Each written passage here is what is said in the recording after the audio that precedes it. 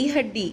यह पाठ एक सामाजिक एकांकी है जिसके लेखक जगदीश चंद्र माथुर जी हैं। एकांकी शब्द अंग्रेजी के वन एक्ट प्ले का हिंदी रूपांतरण है, जिससे तात्पर्य है एक अंक का नाटक। रीढ़ की हड्डी एकांकी में नारी को सम्मानजनक स्थान न दिए जाने की समस्या का प्रभावी चित्रण है। सबसे पहले इसके पात्रों का परिचय देखते हैं। उमा बीए पास चरित्रवान लड़की है। रामस्वरूप उमा के पिताजी हैं। प्रेमा उमा की माताजी हैं। शंकर एक लड़का जो उमा को देखने आने वाला है।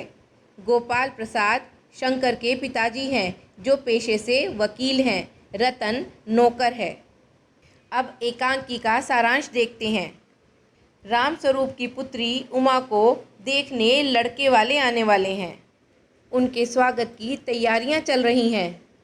रामस्वरूप अपने नौकर के साथ तख्त और उस पर बिछाई जाने वाली चादर को ठीक करते हैं।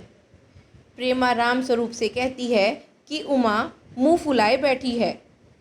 तुम्ही ने उसे पढ़ा लिखा कर सिर पर चढ़ा रखा है। इससे तो अच्छा हमारा ही जमाना था जब लड़कियां कम पढ़ा लिखा करती थी। उमा को देखने आने वालों के स्वागत का रामस्वरूप ने पूरा प्रबंध कर रखा है। वह अपनी पत्नी प्रेमा से कहते हैं कि गोपाल प्रसाद को हरगिज यह पता नहीं चलना चाहिए कि उमा बीए पास है। उसे मैट्रिक पास बताना। वे दकियानूसी विचारों वाले हैं। उन्हें अधिक पढ़ी लिखी लड़की नहीं चाहिए। वे बताते हैं कि उनकी लड़की को देखने गोपाल प्रसाद और उनका बेटा शंकर आ रहे हैं। गोपाल प्रसाद पेशे से वकील है और सोसाइटी में अच्छी इज्जत रखते हैं। उनका बेटा बीएससी कर मेडिकल कॉलेज में पढ़ रहा है। फिर भी वे अधिक पढ़ी लिखी बहू नहीं चाहते। रामस्वरूप प्रेमा को कहते हैं कि तुम उमा को ठीक से समझा देना। प्रेमा उनसे कहती है कि मुझे तो विश्वास नहीं कि उमा झूठ बोल सकेगी, फिर भी वो कोशिश करेगी कि उमा को समझा सके। गोपाल प्रसाद अपने बेटे शंकर के साथ समय पर आते हैं। रामस्वरूप विनम्रतापूर्वक उनका स्वागत करते हैं और दोनों अपने अपने ज़माने की बातों में खो जाते हैं। इसी बीच नाश्ता लाया जाता है। उनकी चर्चा चलती रहती है, जिसका सार यह होता है कि लड़कियों को अधिक पढ़ा लिखा नहीं होना चाहिए। उनका अधिक पढ़ना लिखना अच्छा नहीं होता है। लड़कियां घर के लिए और लड़के बाहर के लिए होते हैं। लड़कियां केवल घर में काम करने के लिए होती हैं। उन्हें अपने बेटे शंकर के लिए कम पढ़ी लिखी यानी मैट्रिक पास लड़की चाहिए। रामस्वरूप भी गोपाल प्रसाद की बात का समर्थन करते हैं कि उच्च शिक्षा सिर्फ पुरुषों को ही प्राप्त करनी चाहिए। इसी बीच उमा तश्तरी में पान रखकर उस कमरे में आती है। गोपाल प्रसाद लड़कियों के विरुद्ध बातें करते रहते हैं। वे उमा की चाल और चेहरा देखने की बात कहते हैं।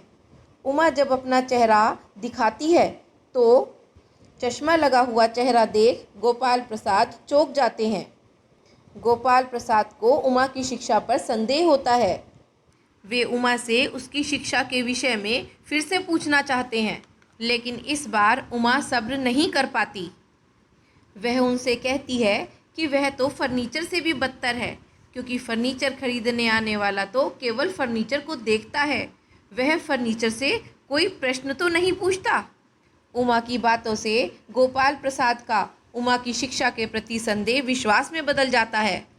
वे समझ जाते हैं कि उमा कम पढ़ी लिखी लड़की नहीं है। वो फिर से रामस्वरूप से उमा की शिक्षा के बारे में पूछते हैं। इससे पहले कि रामस्वरूप कुछ कहते, उमा ही जवाब दे देती है कि वह बीए पास है।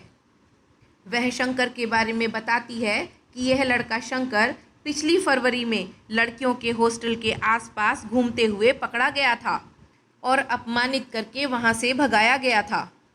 उस समय इसने अपनी जान बचाने के लिए नौकरानी के पैर भी पकड़े थे। उमा कहती है, यदि मैंने बीए किया है तो कोई पाप नहीं किया, मुझे अपनी इज्जत का ख्याल है। गोपाल प्रसाद क्रोधित हो जाते हैं और कहते हैं कि उनका अपमान किया गया है। यह कहकर वे अपने बेटे के साथ दरवाजे की ओर बढ़ जाते हैं। जाते जाते उमा उन्हें कहती है कि घर जाकर पता कर लीजिएगा कि आपके बेटे की बैकबोन है भी या नहीं। क्रोधित गोपाल दास और शंकर रुआं सा चेहरा लिए बाहर चले जाते हैं।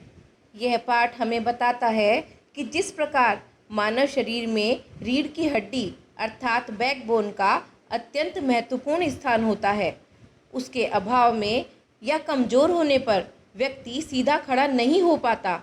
उस सीधा खड़ा होने के लिए रीढ़ की हड्डी का मजबूत होना आवश्यक होता है। उसी प्रकार से समाज में नारी का रीढ़ की हड्डी जैसा महत्वपूर्ण स्थान है।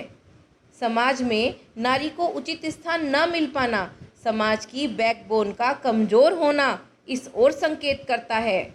नारी की उन्नति के बिना और समाज में उसे उचित स्थान दिए बिना समाज मजबूत नहीं हो सकता।